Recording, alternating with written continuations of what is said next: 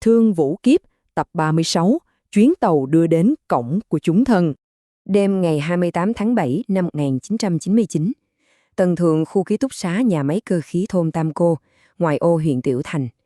Trời đêm sâu thẳm, tinh tú vằng vặc trên cao. Gió núi đêm nay nhẹ nhẹ lướt qua, tự như một bàn tay vô hình đang gảy lên khúc đàn êm ải, hòa quyện cùng tiếng ếch kêu râm ran và tiếng côn trùng rỉ rả. Tất cả tạo nên một bản hợp âm tuyệt diệu của thiên nhiên rộng lớn. Ở đó, Lục Thanh chắp tay sau lưng, đứng lặng trên tầng thượng lầu 2, ngước nhìn bầu trời bao la với biết bao suy tư, cảm khái. Chỉ mới chiều hôm qua thôi, lá đơn từ chức chàng nộp lên văn phòng trụ sở đã làm cả nhà máy phải chấn động, khiến từ trên xuống dưới xôn xao bàn tán không ngớt. Sự việc nộp đơn này nghiêm trọng đến mức Đảng ủy nhà máy đã phải lập tức triệu tập một cuộc họp khẩn và họ quyết định tạm gác lại việc xử lý lá đơn để tránh Lục Thanh phải chịu áp lực mà làm ra những hành động cực đoan.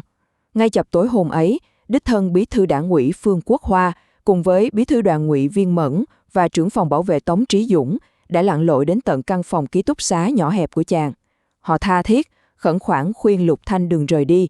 Họ thậm chí còn hứa rằng nhà máy sẽ không gây thêm bất cứ áp lực nào đến tín ngưỡng tu luyện của chàng nữa. Phương Quốc Hoa gần như van nài, nói rằng chỉ cần phòng 60-10 không ép xuống, nhà máy sẽ mắt nhắm mắt mở cho qua, mong Lục Thanh cứ ở lại đợi trưởng phòng kỹ thuật đi thăm người thân về rồi hẳn quyết định. Lục Thanh cứ thế yên lặng lắng nghe, trầm tư một thoáng rồi nhẹ nhàng gật đầu đồng ý. Đạt đến cảnh giới tu luyện hiện tại, chàng đã tỏ ngộ ra một điều cốt lõi. Bước ra không có nghĩa là phải cất bước đi đến một nơi chốn vật lý nào đó, mà đó là bước ra khỏi nhân tâm, là đoạn dứt hoàn toàn phần con người. Giờ phút này, lòng chàng trầm tĩnh như mặt nước mùa thu, tư tưởng cực kỳ thuần tịnh, đi hay ở, phàm những chuyện thế gian đã chẳng còn quan trọng nữa. Và trong bầu không gian tĩnh lặng ấy, trên người Lục Thanh phảng phất một ánh hào quang xanh lam liên tục tỏa ra. Gương mặt chàng trắng khiết như ngọc, toát lên vẻ thần thánh trang nghiêm, thoạt nhìn trong phút chốc cứ ngỡ như một thiếu niên mới độ 16-17 tuổi. Hiện tượng siêu thường ấy đã khiến nhóm người của Phương Quốc Hoa không khỏi sửng sờ. Dù đang đối mặt với một Lục Thanh vô cùng bình dị và hòa ái, họ bỗng nhiên không ai dám buông lời tùy tiện, ai nấy đều cảm thấy nơm nớp lo sợ. Thật ra, đó không hẳn là sự sợ hãi thông thường, mà là một uy nghiêm vô tỷ đang bao trùm lấy toàn bộ không gian. Đôi mắt người phàm làm sao thấy được hình tượng thần thánh của Lục Thanh tại không gian khác. Và họ lại càng không thể thấy được rằng, ngay trong căn phòng nhỏ bé lúc này đã tề tụ vô số vị thần linh hộ pháp.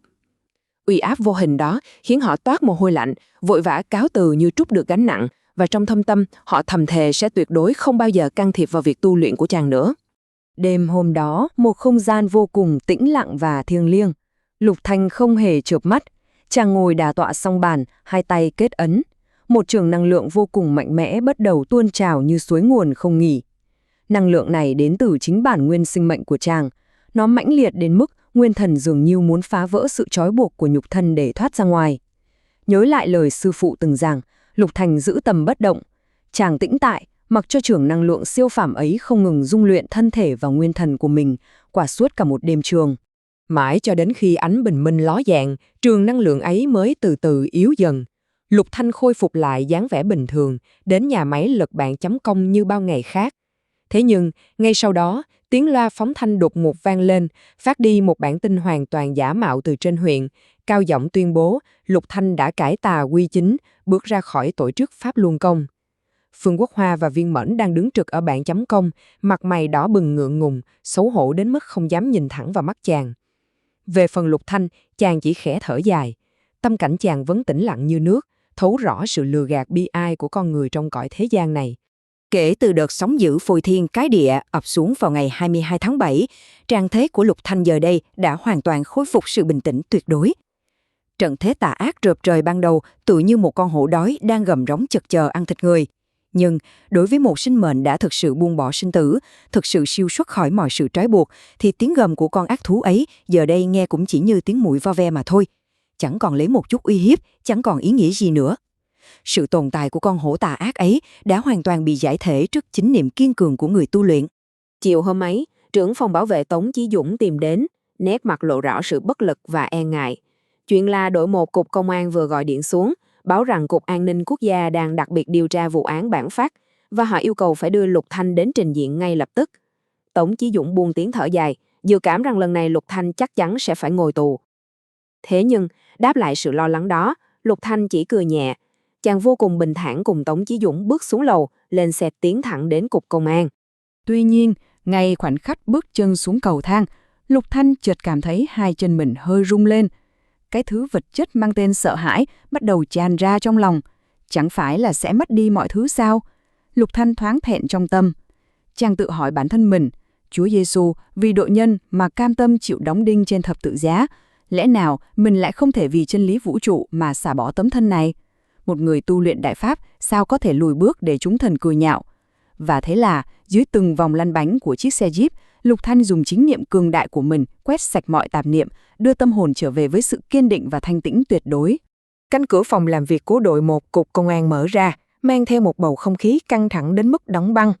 Bên trong, bà Chu Nghi Thanh đang vô cùng kích động, còn Vương Kiến Dân thì sợ hãi tột độ. Đội trưởng Trương Vạn Thanh cùng 3 thanh niên an ninh quốc gia mặc thường phục dường như đang bế tắc trong cuộc thẩm vấn. Kế hoạch của họ là dùng bản fax này để khoét một lỗ hổng, hòng ra toàn bộ mạng lưới liên hệ trên toàn tỉnh. Vừa thấy Lục Thanh bước vào, họ như bắt được vàng, liền chuyển hướng hy vọng và bắt đầu dồn dập các câu hỏi về phía chàng. Đối mặt với áp lực đó, Lục Thanh bình thản ngồi xuống, tâm thái tràn đầy trí huệ. Chàng cất giọng trầm ấm, bắt đầu hùng hồn kể lại câu chuyện 3 năm tu luyện pháp luân đại pháp của chính mình. Từng lời nói bình ổn mà vô cùng chân thành của chàng đã âm thầm cảm hóa tất cả những người có mặt. Chẳng biết từ lúc nào, tảng băng căng thẳng trong căn phòng đã dần tan chảy. Buổi thẩm vấn lạnh lẽo, ngột ngạt, bỗng chốc hóa thành một cuộc trò chuyện cởi mở giữa những người bạn. Nhìn thấy bầu không khí đã trở nên hòa ái, bà Chu Nghi Thanh ngồi cạnh cũng như bừng tỉnh, khôi phục lại toàn bộ lý tính và trí huệ. Bà vui vẻ cất lời.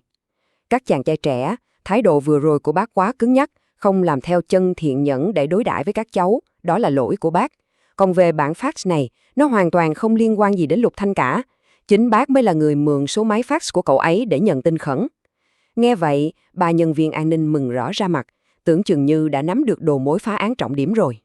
Thế nhưng, đúng lúc họ háo hức yêu cầu bà cung cấp danh sách liên hệ, thì Chu Nghi Thanh lại vỗ tay lên đầu, cười xòa nói. Các cháu ép bác rồi. Cái hôm 22 tháng 7 ấy, TV dọa bác sợ mất hồn, bác đem cuốn sổ tay ghi chép đốt sạch cả rồi. Giờ đầu óc bác hồ đồ lắm, một nửa cái tên cũng chẳng nhớ nổi đâu. Và rồi, không đợi họ kịp phản ứng, bà tiếp tục say sưa kể về những trải nghiệm tu luyện chân thiện nhẫn của bản thân.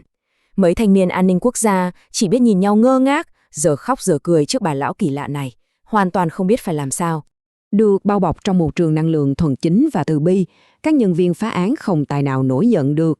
Nhưng điều quan trọng hơn cả là qua những lời bộc bạch chân thành của Lục Thanh và Chu Nghi Thanh, từ sâu thẳm trong nội tâm họ đã thực sự minh mạch chân tướng và nhận ra sự lương thiện của những người tu luyện. Và kết quả là một vụ án trọng điểm cấp tỉnh đã được họ tự nguyện khép lại chỉ dựa trên chính những lời kể bi hài của một bà lão. Chiều ta dần buông về Tây, ánh ráng nhuộm đỏ rực cả chân trời. Ba người Lục Thanh, Chu Nghi Thanh và Vương Kiến Dân cùng nhau bước ra khỏi cục công an, nhìn nhau mỉm cười đầy tương hòa. Dạo bước trên phố, tâm trạng Lục Thanh nhẹ nhàng chưa từng thấy. Chàng cảm nhận rất rõ sự hổ thẹn đang hiện diện trên gương mặt Vương Kiến Nhân. Mặc dù ông không nói ra lời nhận lỗi, nhưng chính sự dằn vặt ấy cho thấy linh hồn của ông vẫn chưa hoàn toàn mục nát, và sinh mệnh ấy vẫn còn cơ hội để được cứu rỗi. Trên đường đi, Lục Thanh vô tình bắt gặp một vài đệ tử trẻ tuổi. Họ đang trong trạng thái hoảng loạn, cố giấu đi những cuốn kinh sách đã bị xé mất bìa ngoài. Vô cùng xót xa trước sự run rẩy sợ hãi của họ, Lục Thanh quyết định mời họ, cùng với những người bạn là Bạch Phi và Hồng Lăng, ra bờ sông Kim Sa dùng bữa tối và uống trà. Chàng muốn dùng chính sự tĩnh lặng và thản đãng trong tâm mình để trấn an những người bạn đồng tu giữa cơn sóng gió bão bùng này. Đờm ngày càng sâu bên bờ Kim Sa cuồn chảy, Lục Thanh bắt đầu chia sẻ những tâm đắc thế hội của mình kể từ cái ngày tà ác giáng xuống. Chàng kể câu chuyện thanh liên hoa nở, từng lời kể mang theo một sức mạnh nội tại to lớn, trực tiếp đánh thức và động viên chính niệm của các học viên tiểu thành.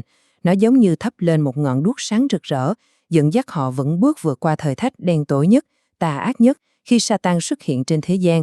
Không cảnh lại trở về với tầng thượng tòa nhà ký túc xá thôn Tam Cô, trong đêm ngày 28 tháng 7 năm 1999 ấy. Bầu trời vẫn bao la thâm thúy đến vô cùng, trong khi thế gian đang chìm sâu vào giấc mộng, thì tại một không gian khác mà mắt thịt người phàm không thể nào nhìn thấy được, một quang cảnh kinh động đất trời đang dần dần triển hiện. Ánh hào quang cùng với khí lạnh cát tường lan tỏa ra khắp chốn vô tận. Một biển hoa sen xanh lam nở rộ rực rỡ, lấp lánh tựa như những lớp sóng cuộn trào trên bầu trời bao la. Từ trên cao, những đóa mạn Đà La màu xanh lam trong suốt rơi xuống như mưa hoa, phấp phới bay lượn trong không gian. Đó chính là khúc khải hoàn của chúng thần khắp mười phương, đồng thành tán thưởng Lục Thanh vì đã xuất sắc vượt qua đại quan sinh tử, kiên định bước đến vinh quang viên mãn. Giữa cảnh tượng tráng lệ và thân thánh ấy, Lục Thanh chắp tay sau lưng, ánh mắt thành kính ngước nhìn lên khoảng không cao thẳm. Trong sự tĩnh lặng tuyệt đối của tâm hồn, chàng thầm khấn gọi sư tôn. Chàng tự hỏi lòng mình rằng, ơn cứu độ rộng lớn nhường này, đệ tử phải báo đáp ra sao? Và trên con đường dằng dặc phía trước, đệ tử nên bước tiếp như thế nào cho phải đạo? Đang lúc trầm tư suy nghĩ, thì trước mắt Lục Thanh bỗng bừng sáng rực rỡ. Từ trong vầng hào quang vạn trượng ấy, một đoàn tàu cao tốc vĩ đại đang lao đến với tốc độ cực nhanh. Trên đoàn tàu ấy chở đầy các vị Phật, đạo, thần mang muôn hình muôn vẻ. Tất cả đều tỏa ra ánh sáng chói lòa, mang theo một khí thế dũng mãnh, quyết liệt, không một chút sợ hãi, vun vút lao thẳng về hướng Bắc. Và ở tận cùng phương Bắc đó, một cổng thành cổ xưa với những vách tường vàng kim lộng lẫy hiện ra sừng sững uy nghi. Ngay tại vị trí trung tâm, bức hoành phi lấp lánh kim quang khắc 4 đại tự với khí thế vô cùng khoáng đạt, cổng của chúng thần. Chiếc cổng uy nghiêm, rực rỡ vạn trượng ấy đứng tĩnh lặng giữa đất trời bao la, vinh quang chờ đón chuyến tàu vĩ đại đưa chúng thần trở về bến đỗ vĩnh hằng. Xin mời quý vị đón xem tập tiếp theo của Thương Vũ Kiếp. Câu chuyện quý vị vừa nghe được kể lại từ nguyên tác Thương Vũ Kiếp của Chánh Kiến LED. Để đọc trọn vẹn thiên truyện, xin mời quý vị ghé thăm trang chánh kiến.org. Cảm ơn quý vị đã tĩnh tâm đồng hành cùng chúng tôi qua từng chương của thiên sử thi này. Hẹn tái ngộ cùng quý vị ở những phần tiếp theo.